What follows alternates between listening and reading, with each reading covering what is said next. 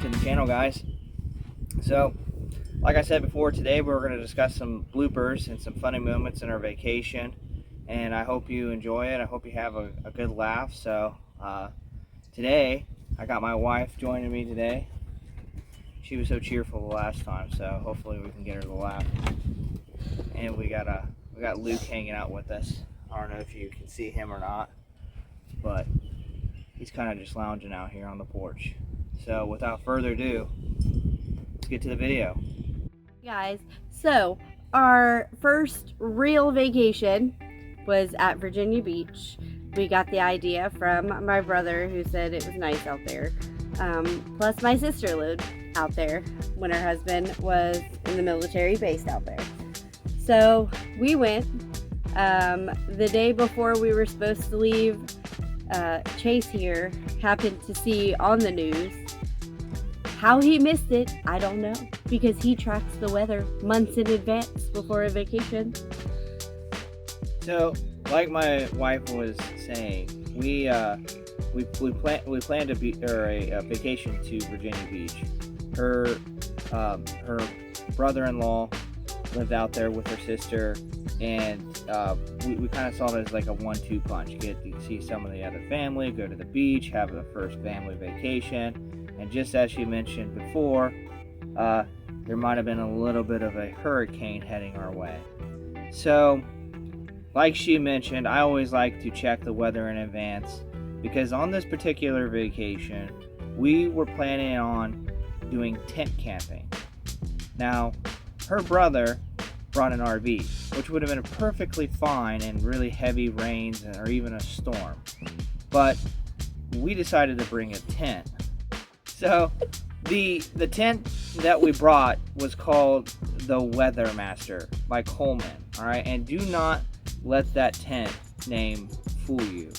So it was our first time ever doing a family vacation. It was not my first time ever camping, so I wasn't a stranger to it. But obviously, our first time camping in a tent with all of us. With all of four us, of us as a family. With Elena, who I think was 6 at the time, and I think Alyssa was 1 or 2, 1.5. We tried to pack to essentially do some glamping, if you will, but we had to learn by trial and error what we needed. And to be honest with you, we could have probably had the best camping gear anybody can offer. But it was just not going to help us in the situation that we ended up getting into. So, again, I was checking the weather that night just before we were going to leave, and I happened to see this huge rain cloud coming up on the coast. So I freaked out. I'm like, Carrie, what the heck is that? And what did you say? Oh, it's a hurricane. Yeah, just a hurricane. It was gonna hit before we got there. No. Yeah, well, the problem is that, yeah, it hit before we got there, but we got the worst of it at the very end. So when we first arrived, everything was relatively okay, and Carrie was trying to be thoughtful. She put us next to where the restrooms were, and we were kind of underneath the trees. But then the worst happened. And we were in a swimming pool. It rained every day. We were close to the bathroom, so I was able to get my toddlers to the bathroom. But it did not dry up quick since we were under trees. So what ended up happening is that one night it rained so hard that it started not only seeping through the top of the tent and through the sides of the tent, in the bottom, but it started coming through the bottom of the tent. And we only had like one big twin size mattress for the kids, and we had our queen size mattress that we were literally floating on like it was Noah's Ark.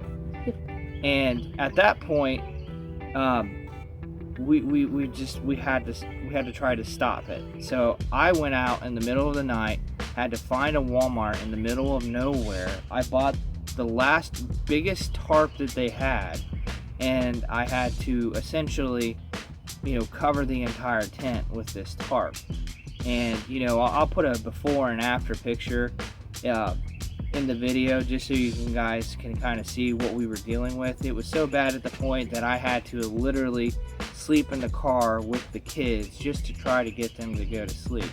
Now we were there for about 5 days, so we had about like two really good days where we ended up at the beach, and we got to see her sister, and we had a little barbecue and had some fun. So everything turned out well. But the point that we're trying to make is that even though it seemed like the vacation was completely ruined, we're practically floating into the ocean. The point I'm trying to make here is that we made some memories, and that's what's important. Because now we can look back at that, and especially when our kids get older, be like, hey, remember that time we had our first family vacation? Because we surely remember.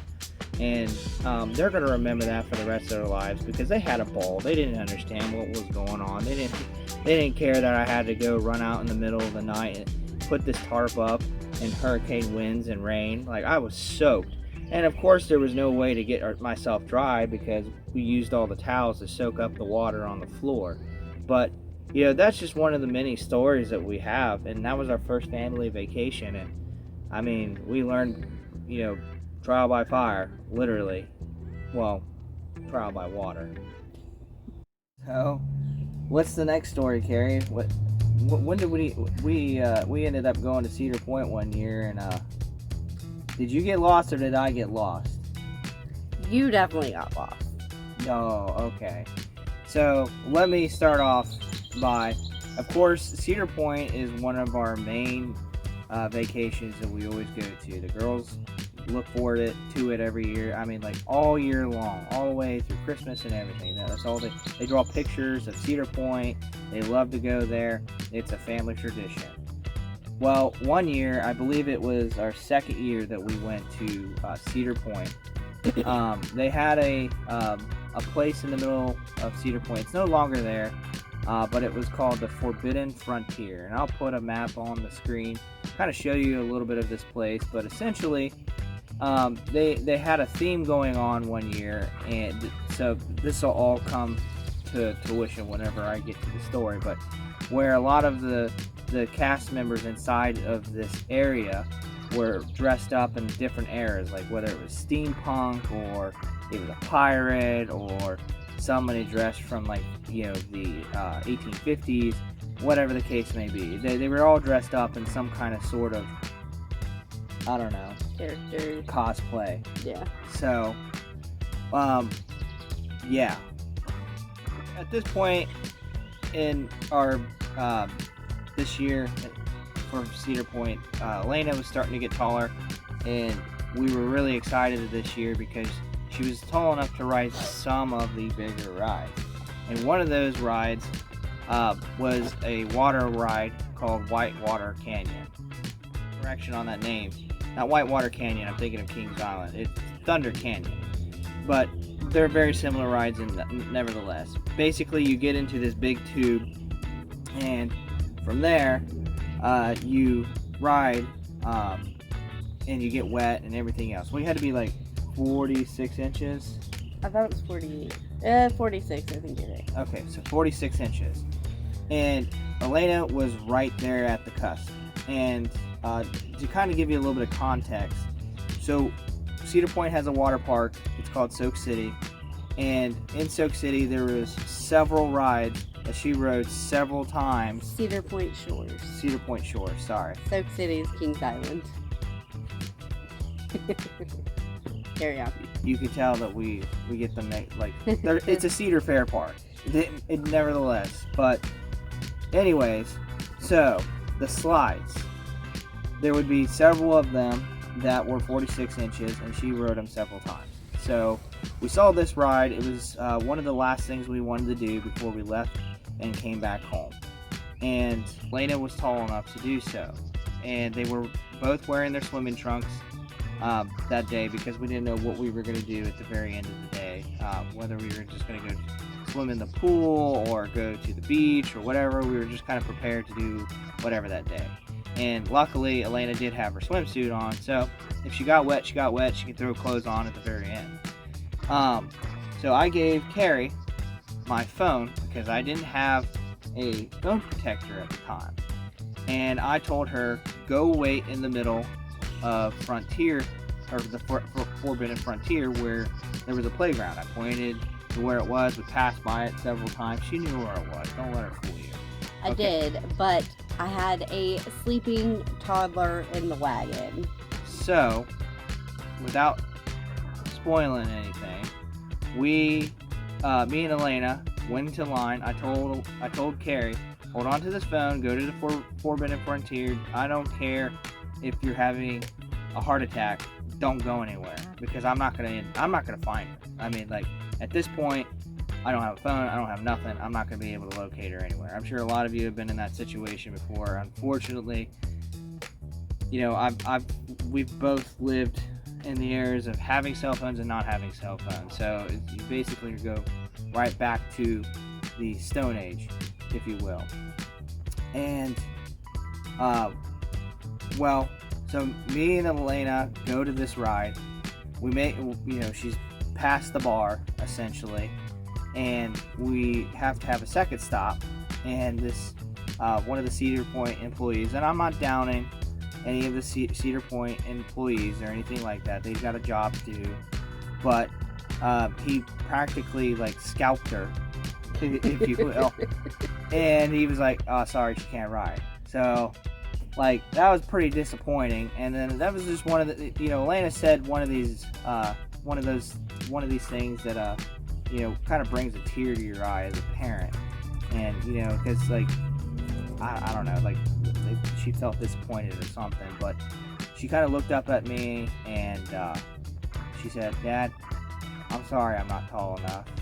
And like at that moment, I just wanted, nothing against the employee, I wanted to punch his lights out essentially, because it wasn't Elena's fault, it wasn't anybody's fault, it was just the guy was doing his job, whatever. So we left, and we had to then do basically the walk of shame to the line. We did the walk of shame. We came out, and I'll kind of put up a little bit of a map to show you where we were, but essentially we had to now go find my wife and my other daughter. So of course, and to kind of give you another idea of what type of day it was very, very sunny. It was very, very hot, and thankfully we had the drink plan because it became very, very handy. So we walked through the path to get to the Forbidden Frontier area, to get to where the little playground area and everything is. All the characters and everything are just being jolly and everything. And we get there, and I don't see a particular person. Kudos to them for not breaking character, though. Oh my god. So, yeah. Anyways, so I don't see Carrie there, and this place is pretty massive, and I'm kind of honestly, I'm kind of sad that they don't have it there anymore, because it was kind of fun for the kids and everything. But I'm sure Cedar Point's planning to do something there, bigger and better. And who knows? But anyways, so I went through some of the past, thinking, well, maybe she went through some of the past. Well, at this point, I've seen all of the Forbidden Frontier, which is a lot. It's a lot. So me and Elena both then hike our way back to Thunder Canyon, thinking, well, maybe Carrie thought that we, I don't know. So we double back. So maybe she thought we weren't in the ride or anything yet. So we double back. We go back to Thunder Canyon. No Carrie. No Alyssa. Just me and Elena. So now we hike our way back. Maybe I missed her. And this is a long hike. A very long hike. You have to go up some stairs, down some stairs, across this path. And it's a very, very hot day. Still no Carrie in the Forbidden Frontier. At this point, we've already made 2 or 3 trips from inside the Forbidden Frontier and out of the Forbidden Frontier.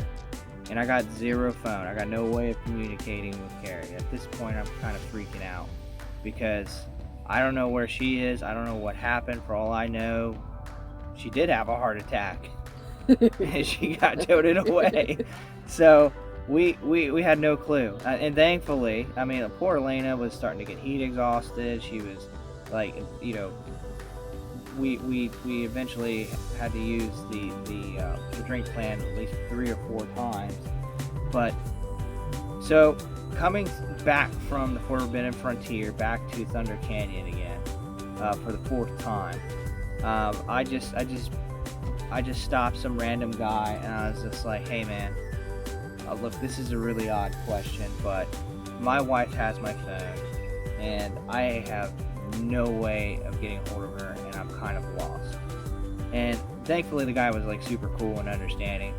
I mean, maybe he was in the same situation before, but so my wife likes to keep her phone on silent.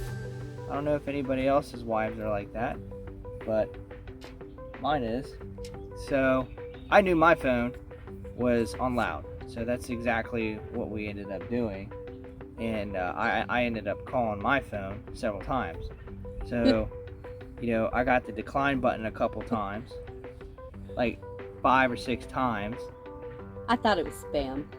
Because spam's going to call you at least 10 times in the same number from a Sandusky number. So, you know, I kind of gave up. You know, I thanked the guy and we went through the Forbidden Frontier. And at this point, I was kind of at the point where I was like, maybe I need to get the authorities involved because I'm lost and I cannot find her. So I go into one of the stores right next to Thunder Canyon. It's a little glass blowing shop. It's pretty cool. And I tell the employees, like, you know, here's the deal. I'm kind of exhausted my resources at this point. And she's like, well, why don't you just use our phone? I was like, hey, I'll try that, but you know, I already did this once. So I did it. I called her the first time, and then I called a second time, and finally, she answers. And where were you, Carrie?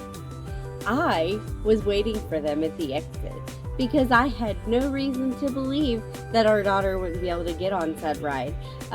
So I was at the exit with my sleeping 2-year-old, 3-year-old at the time. I think she was 4. Maybe 4. Anyway. So she was sleeping in the wagon, knocked out.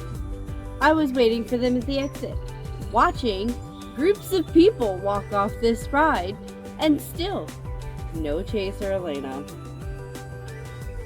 at the exit. Moral of the story is, if somebody tells you to go somewhere, you go there.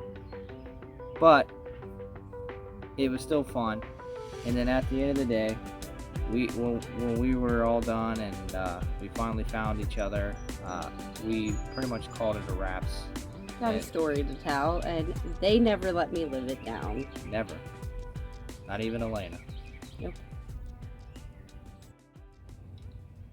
You know, these are just a couple examples of some things that, you know, we've experienced on vacations, and you know, we live, you learn, and you make memories. And we laugh about a lot of this all the time, and you know, that's the whole point, is to make memories. And whenever your kids grow up, and each year we'll have a conversation about, you know, hey, you remember that one year we went to Cedar Point and one of us got lost? Or hey, remember that one year that we went to Virginia and we camping in a hurricane? We camped in a hurricane. You know, that's the whole point of making memories, is that, you know, no matter what the case is, you have to look at, you know, the bright side of life.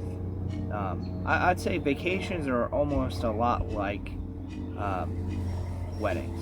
They're never going to go the way that you want them to. But at the very end of the day, you made one of the best memories of your life by marrying the person that you love and the person that's going to be by your side for the rest of your life. So So vacations are very similar. Or, adventures are very similar. Vacations, adventures, doesn't matter. Whatever the case is, you're making a memory. You're making something that will last for the rest of your life, your kid's life, and they're going to remember that for the rest of their life. So, on that note, like and subscribe and Comment. Let us know what we could do better or what else you want to know about. keep Chasing your dreams and adventures. yes. Bye-bye.